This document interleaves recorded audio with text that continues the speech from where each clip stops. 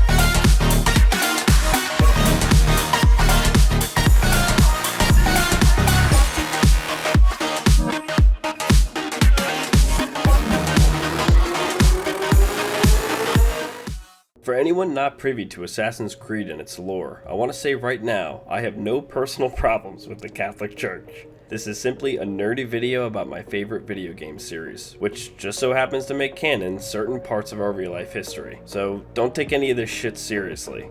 There are many staves of Eden throughout the lore of the series, including the Staff of Hermes, the Scepter of Alexander, the Shattered Staff, the Imperial Scepter, and others. However, today, we are going to go over the Papal Staff of Eden. We're going to first talk about its history, then have a cute little discussion on it.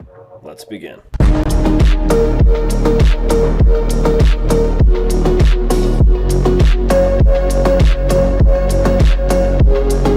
The Papal Staff is a piece of Eden developed by the Isu, the earliest civilization of sentience known to us thus far. These pieces of Eden are ancient artifacts of technology constructed by this prehistoric group in order to control the minds of humans who were, during the Isu's period of authority, used as a slave workforce. After Adam and Eve's rebellion, humanity's dominion over the earth and its history began. The first officially recorded holder of this staff was Saint Peter, who helped usher in Christianity as a religion. After taking possession of the staff, and up until his death by upside-down crucifixion, Peter not only established the church as a legitimate organization, but also became the first pope. The staff is then presumed to have passed down from pope to pope, all the while continuing to assist these members in growing the church's numbers and the religion's followers. In 1492, the staff was then handed down to the hands of Rodrigo Borgia, a 61-year-old bishop of Valencia, and also the Grand Master of the Italian Templar Order. Rodrigo, learning from several pages of Altair's scattered codex, believed himself to be a so-called prophet. These prophets are individuals who, as described by Altair, would have access to a number of Isu temples, or vaults, one of which was known to be underneath the Sistine Chapel.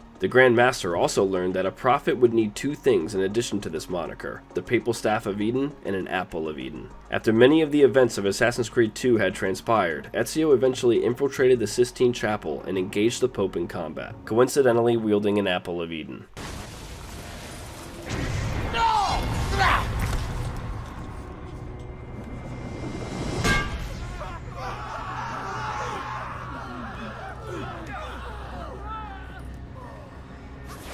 How is it you resist? I see. Kind of you to bring me the apple. Now give it here! Vai a farti fottere.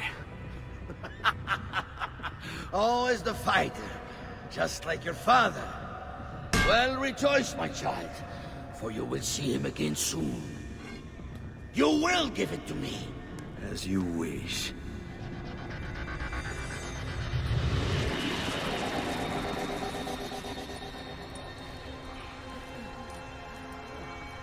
Fascinating. An impressive power, this. But if you think it's going to save you, you've another thing coming. Rodrigo, overjoyed at the prospect of victory being within his grasp, was able to momentarily disarm Ezio of the apple and moved to enter the vault. The Templar Grand Master then placed the piece of Eden within the staff's cradle and stuck it securely in the floor, hoping the entrance to the temple would open for him. Unfortunately for Rodrigo, his plans would fail, as after Ezio bested him in battle, he learned the sobering truth that he was indeed not a prophet and would never be provided access to any Isu temples, let alone the one underneath the Vatican. You can't! You can't! It's my destiny! Mine! I am the prophet! You never were. Sparing the Pope's life, Ezio realized he was the prophet Rodrigo was dreaming himself to be. Ezio entered the temple and spoke with Minerva, who used him as a messenger to communicate with his far descendant, Desmond Miles. After the exchange, Ezio exited the vault and attempted to retrieve the papal staff, but doing so activated machinery within the chamber floor and pulled the piece of Eden below, never to be seen again.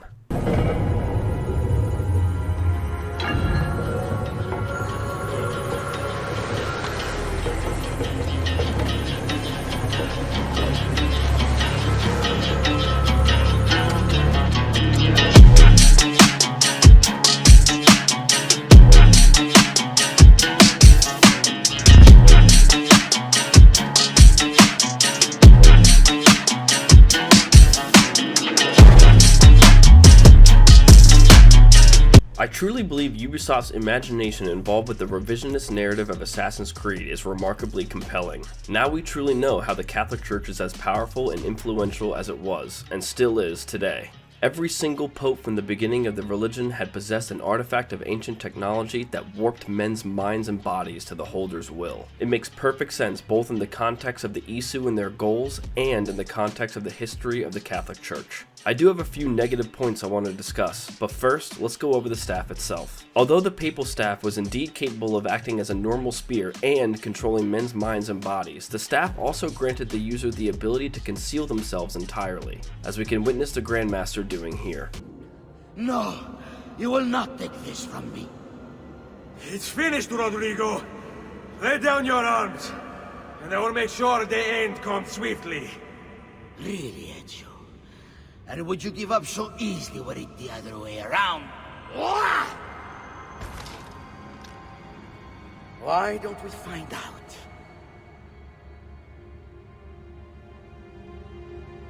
This ability would be the one that finally granted Rodrigo Ezio's piece of Eden during their fight, allowing him to crush Ezio's arm and force the assassin to lose his grip on the apple. The staff is also known to have provided the ability of levitation.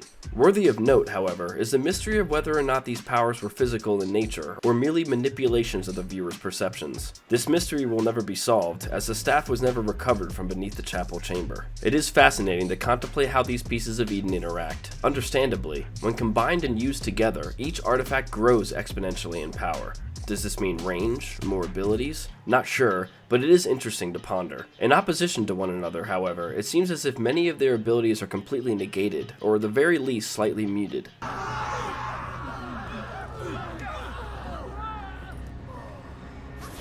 How is it you resist? I see. Kind of you to bring me the apple. Ezio is seemingly immune to a vast majority of the tactics Rodrigo employed. Although Ezio was disarmed by Rodrigo, it is important to understand that the Grand Master had been holding, and most likely using, the staff for over 7 years at this point. Not to mention all of the knowledge and research prior popes might have passed down throughout the years, and this is a perfect pivot point. I have some problems with this staff. First off, how did Peter gain possession of it? I understand that history is murky at times, and I'm mature enough to know there aren't answers to everything, but I think some information on where it came from would be nice. I mean, from the beginning of creation to freaking Jesus Christ, we have absolutely no knowledge of it. Then suddenly it's in St. Peter's hands. Additionally, this staff was passed down from pope to pope throughout the ages of the world up until Rodrigo Borgia, who was the 214th pope. There are a lot of things to unpack with this fact. What did they know? How did they use it? Did they use it at all? The way I see it, there are 4 possibilities concerning each pope's knowledge with the staff and their use of it. They didn't know about it and didn't use it. They didn't know about it and unintentionally used it. They did know about it and intentionally didn't use it. Or they did know about it and intentionally used it. Let's tackle this. They didn't know about it and didn't use it. The pope's not knowing about the staff and its powers could be a believable possibility, although I will say that Peter not knowing about the staff would be rather ridiculous. The wording in the Assassin's Creed wiki heavily implies that Peter knew about the staff. He used it to not only start, but exponentially grow the Catholic Church. And if this is true, why wouldn't Peter then pass on that knowledge to his successor? Lots of confusion here if this is indeed the case. But like I said, if this is not the case, then I could potentially get behind it. This scenario would mean that the only pope that knew about the staff and its intended purpose at all was Rodrigo. I was going to include this next part at the end of the video, but it fits too well here. I have done considerable research and found absolutely no information on how or even when he learned about the staff, its origins, its uses, or powers. One could maybe argue that he found out about it once he discovered Altair's Codex, which outlined the prospect of entering a vault with pieces of Eden. But not only did the Codex not mention the papal staff, but Rodrigo joined the church before becoming a Templar. So the narrative we're supposed to believe here is that this random guy joined the church for power, became a Templar to acquire more power, then learned that the top position in the very organization he joined when he wasn't a Templar uses one of the only artifacts on Earth that the organization he just joined after the church is a central piece of their worldwide plan? The fuck? How convenient is that? I just wish I knew more about how Rodrigo learned about the staff. It could have given some insight on this scenario holding more credence. They didn't know about it and used it unintentionally. This possibility and the next are perhaps the most interesting in my mind. The Pope's not knowing about the staff's true purpose and power, but still unknowingly using that power, would be quite a bizarre scenario. I don't think it's impossible, I could imagine a world in which this scenario was real, but I find it highly improbable. In Ezio's encounter with the Grand Master in the Vatican, players, and I assume Ezio and Rodrigo themselves, can visually see the powers of the staff at work. I know we touched on the debate on whether the powers being employed were real or not, but in both cases, the viewer would still witness powers being exerted. The illusionary nature of the staff doesn't matter. Either party would be privy to some sort of visual event taking place. If this is not the case, nothing was ever mentioned to the contrary. The idea that not one metaphysical act with the staff throughout the papal years was observed by anybody, let alone any popes themselves, is rather absurd to me. To circle back though, the reason I find this interesting is that it lends credence to the argument that the Catholic Church as an organization is not all evil for the sake of greed, influence, wealth, or power. It's just a product of ignorant actions done by men who unfortunately had control of an artifact they knew nothing of. I would subscribe to this belief if the battle with the Pope in Assassin's Creed 2 did not have any visuals portraying its power, or at least included a mentioning that either party did not see anything. This specific scenario would be like 100 times more interesting if this was the case. They did know about it and intentionally didn't use it. Another possibility that is arguably more compelling than the last one. This is basically saying the popes were cognizant of the staff's purposes but chose not to use it. This would be horizontally comparable to the ending statements of the last scenario, in that the popes throughout history were not motivated by an insatiable thirst for unending power, rather purely by faith. This is kind of like United States presidents, somehow, being the only individuals who were privy to the existence of nuclear weapons, but always chose not to use them, aiming for more diplomatic solutions to problems around the world. Each president would pass on the knowledge of the weapons, but would choose to trust the honor and wisdom of their successor to not be a mindless, bloodthirsty lunatic who initiates the end of times. This is how I would view the scenario. A brotherhood of popes, all armed with knowledge of a mind-controlling artifact, choosing to serve rather than enslave. Of course, this would all be changed when Rodrigo took the position. They did know about it and intentionally used it. I think this is the plot point we are supposed to subscribe to. In the realms of historical revisionism, Assassin's Creed attempts to explain events, people, and organizations to adhere to the lore of the series. The power, popularity, and influence of the Catholic Church can be easily explained with the presentation of a piece of Eden being at the center of such an institution.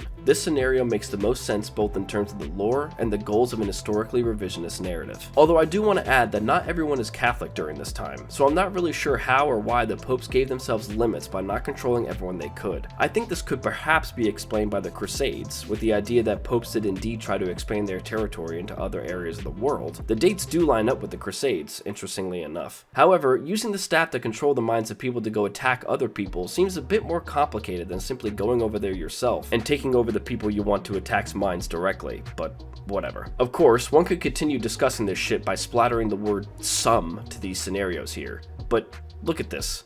What's the point? In my opinion, these 4 possibilities are the most realistic and interesting to talk about. Imagine going over these scenarios. How would you even do that? I'd have to go over like every single pope to see if their actions line up with the idea of whether they use the staff or not. I'm not doing that. Not because I'm lazy, but because it wouldn't actually be interesting to guess. There's still a lot we don't know about the staff in the first place, and intricately deciphering every single action over 200 popes had done and lining it up with world events would be more infuriating than fun. For both of us. The papal staff is both enthralling and mysterious. It held metaphysical, almost magical abilities and came from a long line of men who held positions of perhaps the most powerful and influential organization at the time. The questions of whether they used the staff or were even privy to its wonder are compelling to explore. The story of how it came into the hands of humans is even more mysterious. Was it destiny, fate, accidental?